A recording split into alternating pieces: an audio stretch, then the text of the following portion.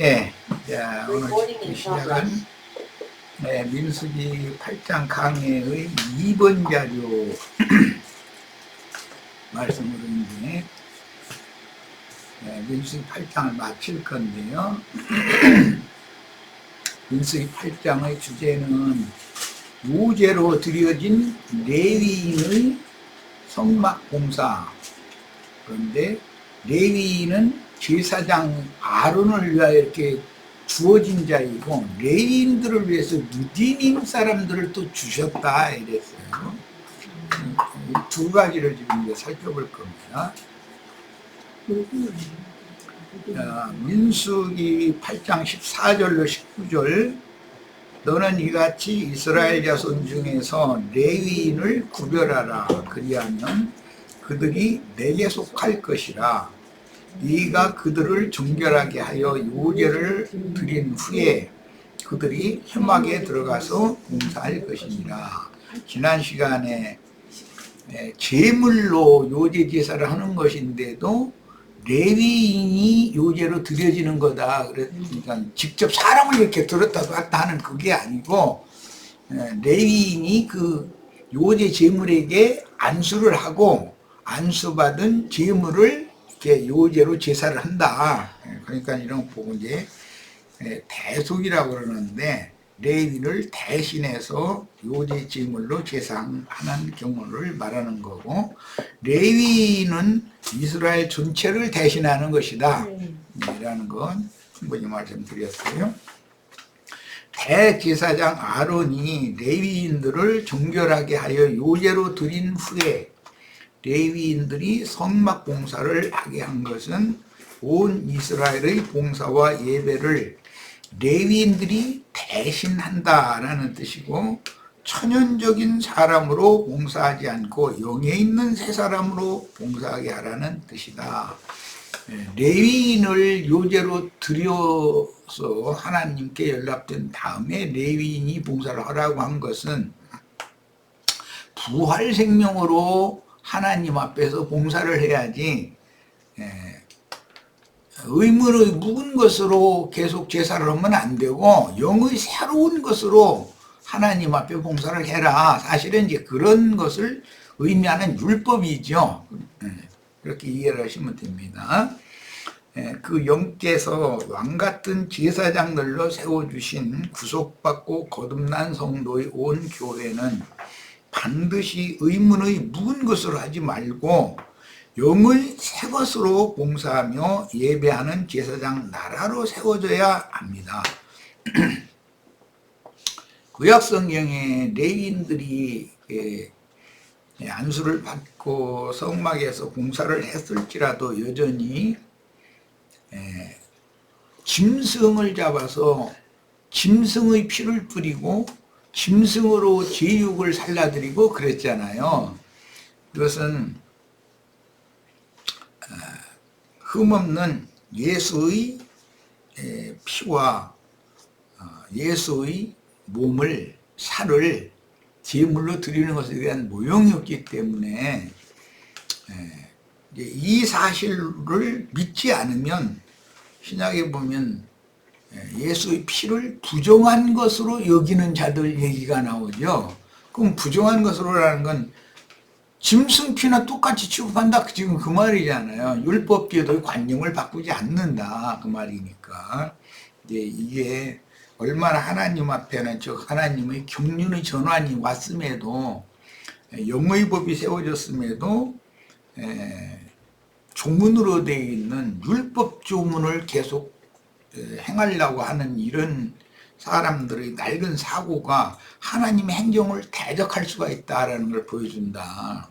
그런데 신약에 와서는 이제 믿는다 해 가면서도 여전히 그 어떤 영은 구약 시대의 사상과 정신과 그들이 하던 행위 이런 것들을 계속 유지하려고 하는 그게 있다는 거예요.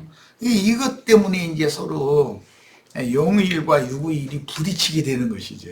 신앙생활에서는 이런 걸 잘 구분을 좀 했으면 좋겠어요. 그 다음에 그들은 이스라엘 중에서 내게 온전히 드린 바 된 자라. 여기 이제 드린 바 된 자 이야기가 나왔는데, 레위인들이 봉사를 위해서 또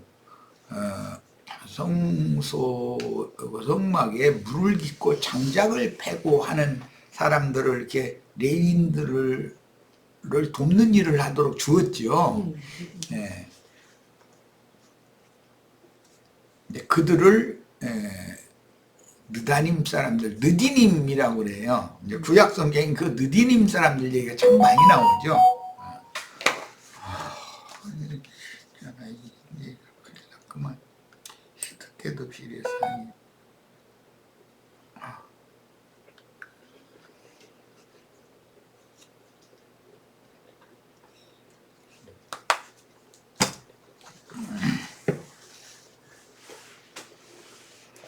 자, 그 다음에 이스라엘 자손 중에 처음 태어난 것은 사람이든지 짐승이든지 다 내게 속하였음은 내가 애굽 땅에서 모든 처음 태어난 자를 치던 날에, 이것은 열지앙으로 마지막 지앙 때 치고 그 밤이 6월절 밤이었죠. 그들을 내게 구별하였습니다. 이러므로 내가 이스라엘 자손 중 모든 처음 태어난 자 대신 레위인을 취하였습니다. 이스라엘의 장자를 대신해서 레위인을 취했다. 이스라엘의 장자는 이스라엘 온 백성을 대표하는 것이고, 그러니까 지금 민수기 8장은 대표성을 자꾸 강조한다라는 걸 알 수가 있죠. 성경 전권이 다 그렇죠. 첫 아담, 마지막 아담 다 대표성을 강조하는 거예요. 첫 아담은 육에 속한 사람들, 흙에서 난 사람들을 대표한다면, 마지막 아담은 영에 속한 사람들, 위로부터 난 사람들을 대표하는 거니까 그런 대표성을 성경이 말하는 거예요. 19절 내가 이스라엘 자손 중에서 레위인을 취하여 그들을 아론과 그 아들들에게 주어. 레위인을 아론과 그 아들들에게 주었고, 레위인들의 봉사를 위해서는 느디님 사람들을 지었다라는 거예요. 자, 이제 이것은 이제 구약 시대의 일인데, 이것은 신약에서는 주님께서,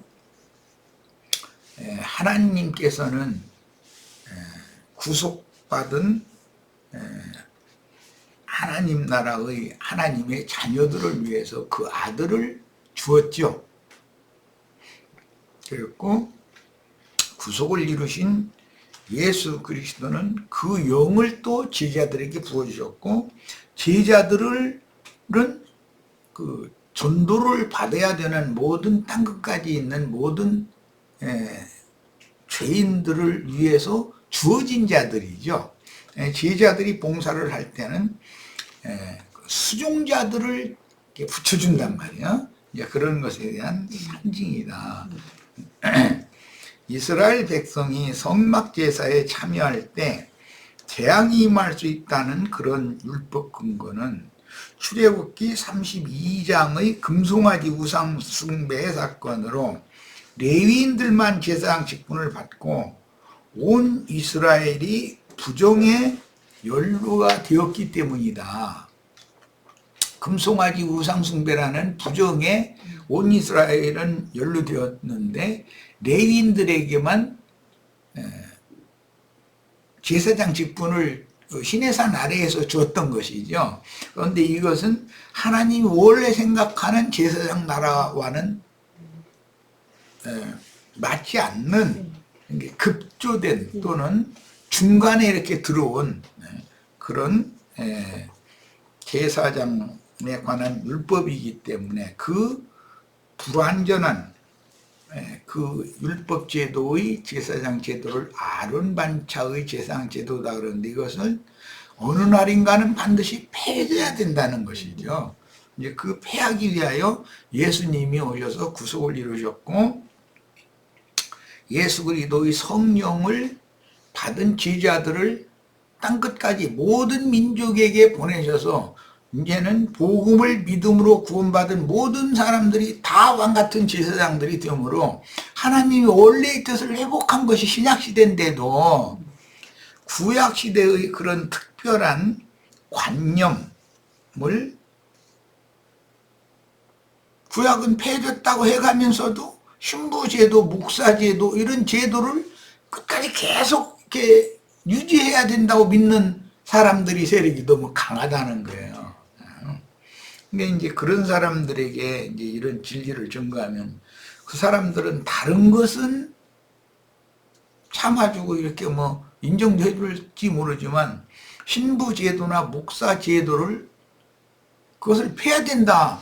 당신 신부 목사 그 옷 벗어라.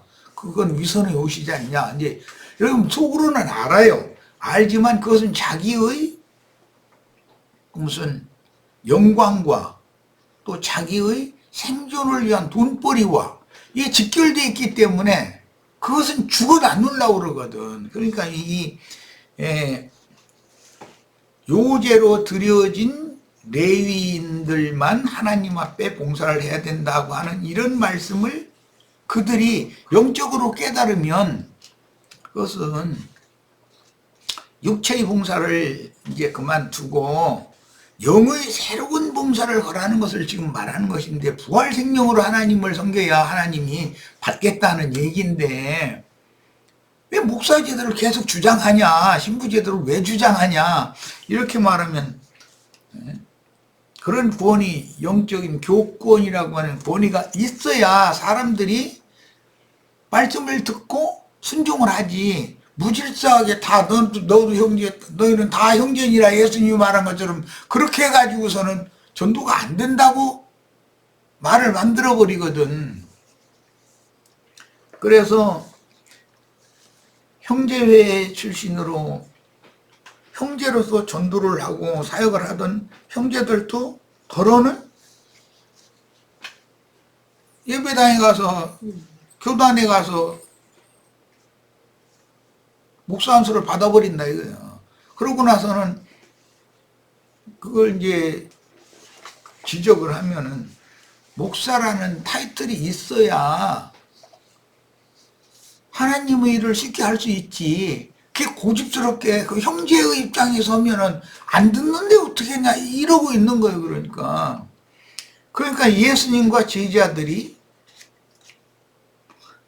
매 세대마다 그 당세의 기득권자들에게 박해를 받은 것이 제일 중요한 이거든. 발람과 니골라당의 행위 이건데 그것을 끝까지 지켜가면서 봉사를 하는 사람이 된다. 이 문제는 사실은 이게 정말로 말같이 쉬운 문제가 아니죠.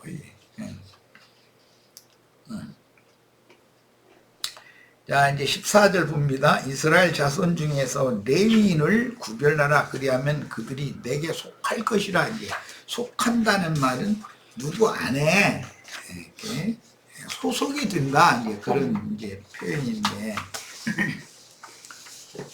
이런 말씀들은 우리가 첫 아담 세계의 세상 임금인 마귀에게 속해 있다가 회개하고 돌이켜서 주물주 참 하나님 구원자께로 돌아가면 이것이 진정한 회개인 것이고 그것이 구속의 출발인데 그래서 개인적으로는 영에 있는 사람, 우리 번역에 있는 사람이라 했지만 실제는 영에 속한 사람, 육신에 속한 사람 이렇게 사람이 나눠지는 거예요. 어떤 속한다라는 것은 이것은 참 하나님께로 돌아와야 참 하나님의 소속이 된다라는 개념이니까 이스라엘은 이것을 신앙의 가장 중요한 문제로 삼았어요. 왜냐하면 자신들의 그 영혼의 생명은 자신들의 구원자인 하나님 자신이 자신들의 거쳐야 된다고 믿는 사람들이니까. 그러려면 그래서 신약에 보면 주 안에서 주 안에서 전부 그렇게 했지 세상 안에서라고 하지를 않잖아요. 세상에서 떠나서 주님께로 내 소속을 옮기는 것 그것이 구원의 시작이니까. 자, 15, 16절 네가 그들을 정결하게 하여 요제를 드린 후에 그들이 회막에 들어가서 봉사할 것이니라. 그들이라는 것은 요제로 드려진 레위인들이 말이죠. 그들은 이스라엘 자손 중에 내게 온전히 드림받은 자다. 온전히 바쳐졌다라는 것은 헤렘, 하람이라고 하는 아주 바치다라는 그 용어가 이제 반복해서 사용되는 그런 가나안 땅의 정복 전쟁 수칙에 나오는 말씀이죠. 이스라엘 자손 중 모든 초태생 곧 모든 처음 태어난 자 대신 내가 그들을 취하였나니.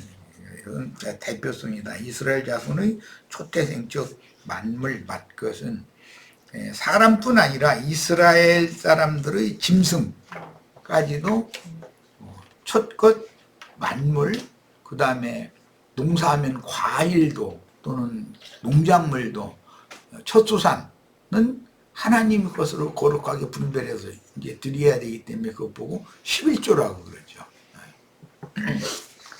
레위인들이 30세로부터 50세까지 성막 봉사의 나이가 되었다고 하여 무조건 성막에서 봉사할 수는 없고 세속적인 이스라엘 백성들로부터 특별히 구별되어 전적으로 하나님의 일을 하기 위해 앞에서 살펴본 바와 같이 정결의식을 행하고 제사장을 도와서 성막에서 봉사하라는 의미로 요제의식을 이제 구약이니까 종교의식으로 요제로 드려질 소, 이것은 제사장들이니까 하나님의 종, 일꾼이니까 소를 요제 제물로 이렇게 소갈비와 우편 그 뒤 넓적다리 이것을 이렇게 쪼개가지고 요제로 드리고 나서 요제 제물을 죽이기 전에 레위인들이 가서 안수를 하고 레위인들의 모든 어떤 의무를 그 소가 대신 짊어지고 요제 의식을 행했었던 거예요. 그런데 이것은 실제로는 예수와 함께 죽고 그리스도와 함께 부활되어진 성령으로 거듭난 영을 가진 사람이나 하나님 앞에 예배를 드려야 한다. 그 말이란 말이에요, 지금. 자, 17, 18절. 이스라엘 자손 중에 처음 태어난 것은 사람이든지 짐승이든지 다 내게 속하였음은 내가 애굽 땅에서 모든 처음 난 자를 치던 날에 이제 10번째 재앙은 바로의 장자를 다 쳐서 죽이고 또 애굽의 모든 짐승 중에서도 이제 초태성은 다 죽이고 그리고 이스라엘의 그 장자들과 이스라엘의 그 짐승들은 살려두고 이런 것이 모형으로 출애굽은 신약의 성령께서 보내신 자들이 나와서 전도를 하면 사람들이 회개하고 돌이켜서 복음을 받아들임으로 사람이 구속받고 진리 말씀을 청결케 되어진 피부림 받은 영혼으로 진리 말씀을 믿음으로 받아들일 때 영이 거듭나는 것에 대한 표상이었었던 것이죠. 출애굽 사건이라는 것. 자, 그런데 신약에서는 처음 익은 열매가 부활하신 그리스도고 처음 익은 열매를 받은 우리들 중에서도 이제 어느 성에 뭐 누구누구 뭐와 그 집에 있는 뭐 누구누구는 아가야에서 처음 익은 열매다 뭐 이런 식으로 표현을 하는 것은 전도자들이 어느 지역에 나가서 전도를 하러 가면은 머리를 두고 들어가서 전도를 할 수 있는 어떤 그 전초 기지가 있어야 되잖아요. 그런데 그 어느 성읍의 전도를 위한 전초 기지가 되는 그 집 또는 그 형제 자매는 그 그 성에서 처음 익은 열매인 것이죠. 그 사람을 기초로 해서 전도가 된 거니까 이제 그렇게 적용을 한다. 자, 처음 자 대신 레위인 취한 이야기인데 민수기 3장 12절 13절 소급에서 이미 지난 이야기지만 또 인용을 했어요. 복귀하느라 그래요. 내가 이스라엘 자손 중에서 레위인을 택하여 이스라엘 자손 중에 태를 열어 태어난 마지를 대신하게 하였습니다. 그러니까 이스라엘 온 백성의 대표자인 아다들을 대신해서 레위인으로 교계를 하는 얘기죠. 지금 처음 태어난 자는 다 내 것이면 내가 애굽 땅에서 그 처음 태어난 자를 다 죽이던 날에 바로의 장자는 다 죽였고 이스라엘의 장자 온 이스라엘은 내 아들 나의 장자다 이렇게 표현을 했죠. 그래서 하나님의 나라는 아들들의 나라인 것이죠. 그러니까 신약으로 말하자면 성령으로 영이 거듭나지 않은 사람들은 하나님 나라와는 상관이 없는 사람들인 것이에요. 이제 요즘에 이제 마침 그런 문제가 이제 돼서 많은 질문들이 오고 그러고 있는데, 하나님의 아들로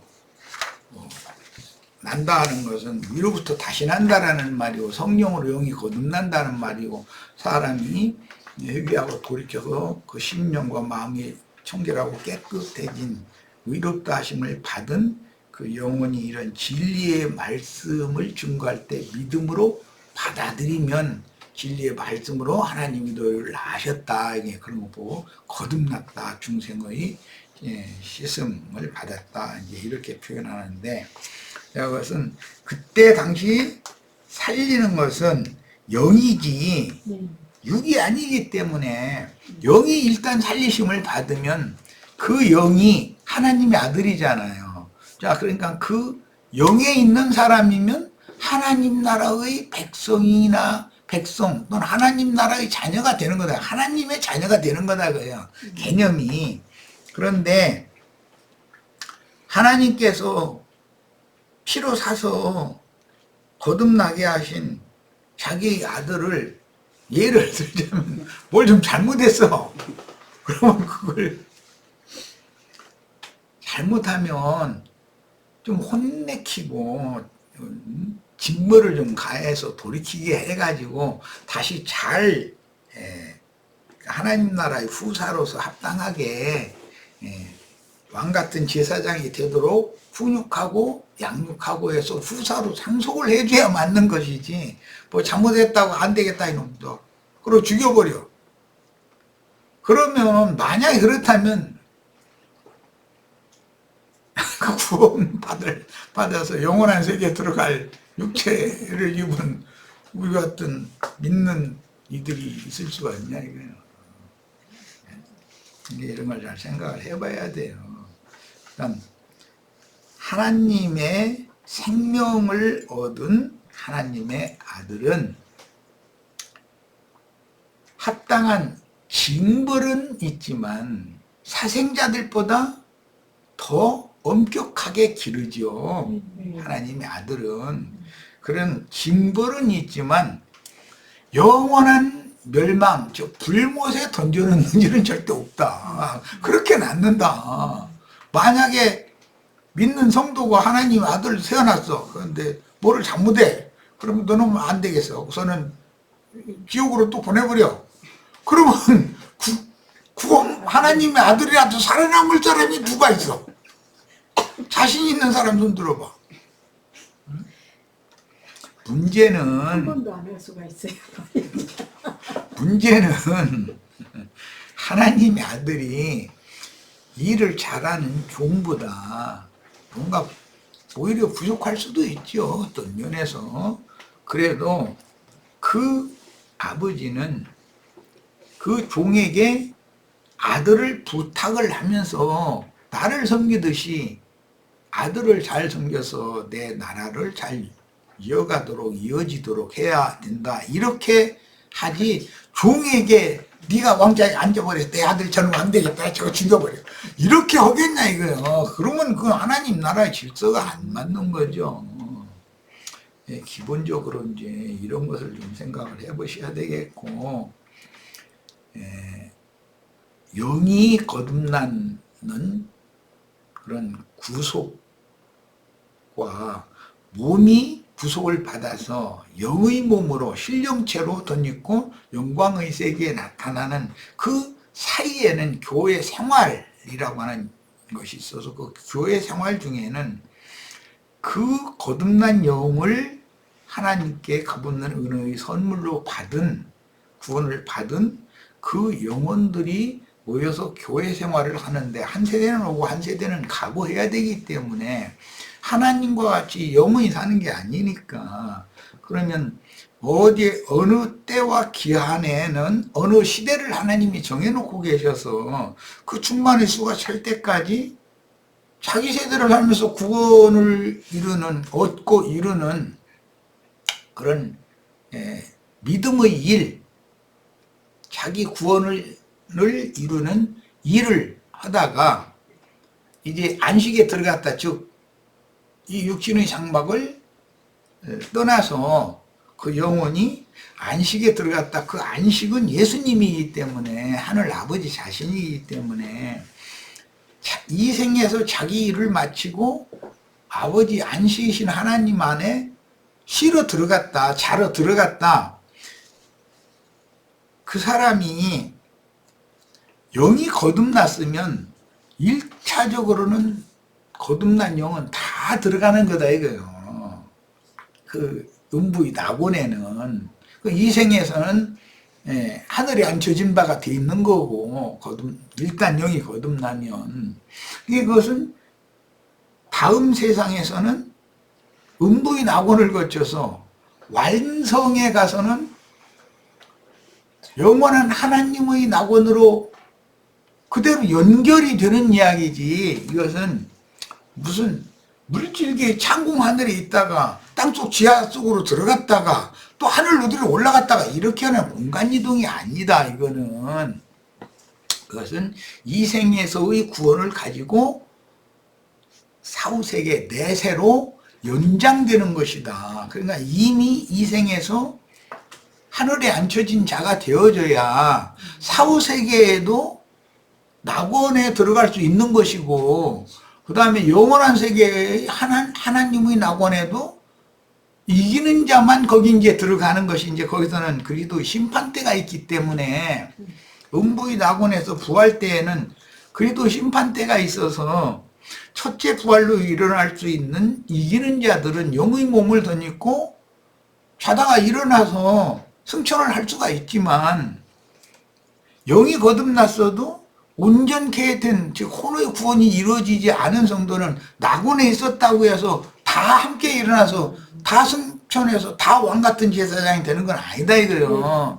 그럼 거기 남은 많은 사람들은 그 천년이 찰 때까지는 다시 살지 못하는 건데 천년이 찬 후에는 그 흰 보좌 심판대 앞으로 일어나서 생명책에서 그동안 그 천년이 찰 때까지 이름이 흐려졌던 사람인데 이름이 뭐 예를 들어서 내 이름이 어린 양의 생명책에 지워졌다 이 말은 하나님께서 기억에서 흐려졌다라는 말이니까 속세로 말을 해도 누구를 계속 기억해 주는 것과 그냥 희미해지다가 그냥 없어지는 것과는 잊어버리는 거예요. 그렇지 잊어버리는 거지. 그게 이제 그 이름을 흐린다. 이제 그 예수님과 함께 십자가에서 그 죽임당했던 한 강도가 주의 나라에 임하실 때 내 이름을 기억해 달라고 그 말은 사실은 내 이름을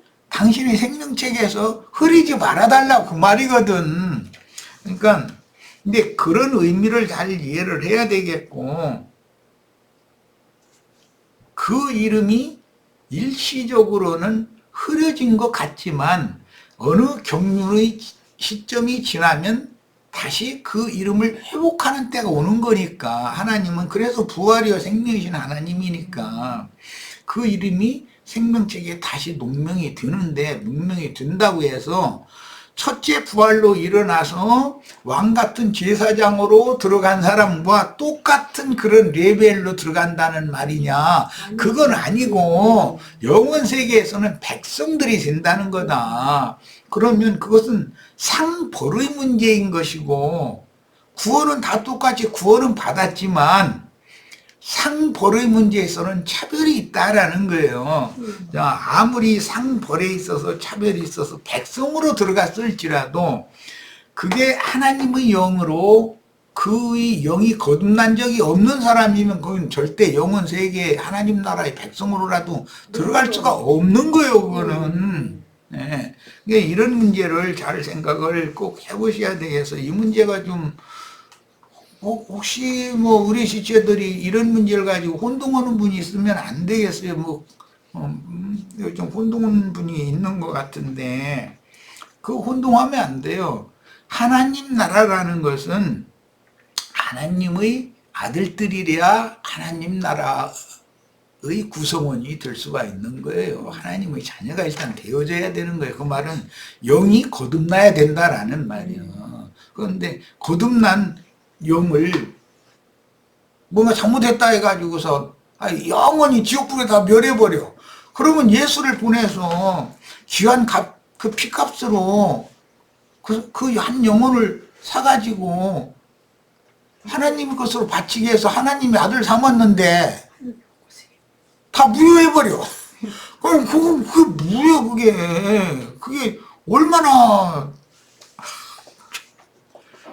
그런 일은 있을 수가 없고, 하나님 나라라고 하는 것은 왕 같은 제사장들도 있고 신부도 있지만 성 밖에는 만국의 나라 백성들이 있단 말이에요. 그런 그 만국을 상속받은 왕들이 있고, 왕들이 거룩한 성에 들어가서 생명나무와 생명수를 먹고 마시고 하는 그런 권세가 그들이 있으니까 자기네 나라 백성을 다스려야 되니까, 그러면 왕노로 타는 대열에 우리가 다 들어가야지 백성으로 들어가는 그런 신앙을 하지 말자라는 걸 내가 지금 계속 가르치는데, 하나님 나라의 백성이 되려면 1차적으로 이 생에서 영이 거듭났어야지. 거듭나지도 않은 사람은 하나님 나라의 백성이 될 수도 없는 거예요. 그런데 백성들 나오지 말고 다 다스리는 자가 생명 안에서 빛으로 다스리는 그 빛의 세계의 왕 같은 제사장들이 다 되는 걸 추구하자 이 말이에요. 그러니까 이제 이 구속사에 대해서 경륜을 잘 이해를 하시기를 바래. 거듭나지 않은 사람은 세상 없이 똑똑하고 일을 많이 하고 해서도 그 종에게 나라를 상속해 주는 일은 없는 거예요. 예. 반드시 하나님의 아들로 이생해서 하나님의 자녀로 거듭나야 돼요. 그런데 거듭난 영혼은 하나님이 자기 자녀를 자기 생명으로 낳았는데 뭐 잘못했다 해서 에이 너 안 되겠어, 너 지옥불 들어가 버려. 다 그러면은 잘못 하나도 않고서 왕국을 상속받을 육체가 누가 있냐고. 이런 걸 생각을 해보기를 바래요. 표 시간 여기까지 해서 일단 마칩니다.